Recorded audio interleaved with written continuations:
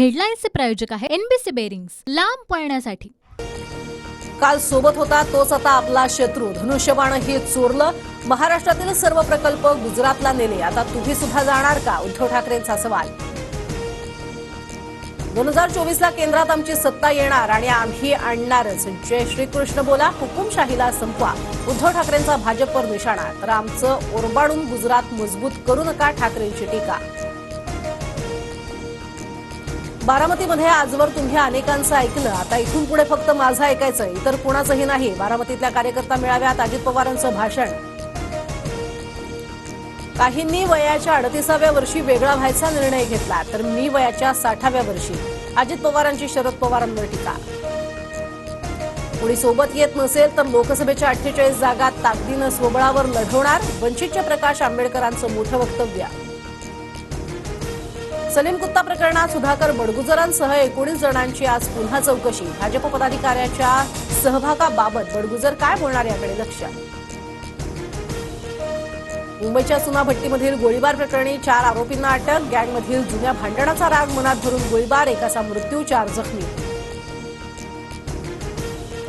दाऊद इब्राहिमच्या मुंबई आणि रत्नागिरीतल्या मालमत्तांचा 5 जानेवारीला लिलाव। आंब्याच्या बागा आणि बंगल्याचा समावेश, सरकारकडनं मोठा धक्का।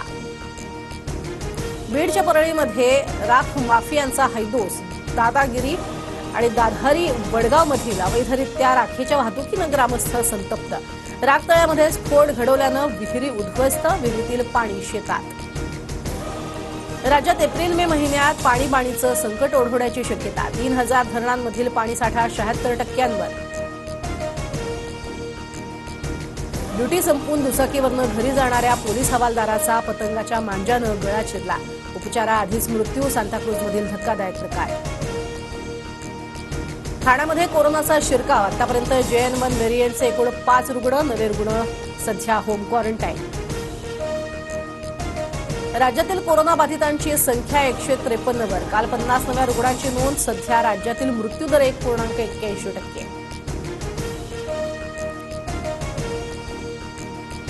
राज्यात कडाक्याची थंडी, देशात संपूर्ण वेगवेगळ्या राज्यांमध्ये सुद्धा जोरदार थंडी आणि अवकाळीची शक्यता। भारतीय हवामान विभागाचा इशारा। दुचाकीवरती ट्रिपल सीट बसल्यास आता दुचाकी जप्त होणार। नाशकातल्या वाहतुकीचे नियम कठोर होणार, लवकरच अंतिम निर्णय। सिद्धिविनायकाच्या चरणी अर्पण केलेल्या दागिन्यांचा आज सकाळी लिलाव। फोटो, दागिने, हार आणि इतर वस्तूंचा लिलावात समावेश। शनी शिंगणापूरमधील देवस्थान कर्मचाऱ्यांचा संप 1 दिवस पुढे। कामगार युनियन सोबतच्या बैठकीत तोडगा न निघाल्यास 400 कर्मचारी उद्यापासून संपावर जाणार। देशात कापूस उत्पादनात 8% घट, कापसाचं आयात दुप्पट होणार। कॉटन असोसिएशन ऑफ इंडियाच्या दुसऱ्या अहवालाची माहिती। वेरूळ लेणी भागामध्ये एकाच वेळेला 5 वाहनांचा विचित्र अपघात, 2 ट्रकसह 3 कारचा चुराडा, 5 तास महामार्गावरती वाहतूक कोंडी। देशभरात नाताळ सणाचा उत्साह, अनेक प्रमुख चर्चसह इतर स्थळांवर आकर्षक विद्युत रोषणाई। धुळ्यातील सेंट अँथनी चर्चमध्ये ख्रिसमस साजरा। हेडलाईन्सचे प्रायोजक आहे एनबीसी बेरिंग्स, लांब पळण्यासाठी।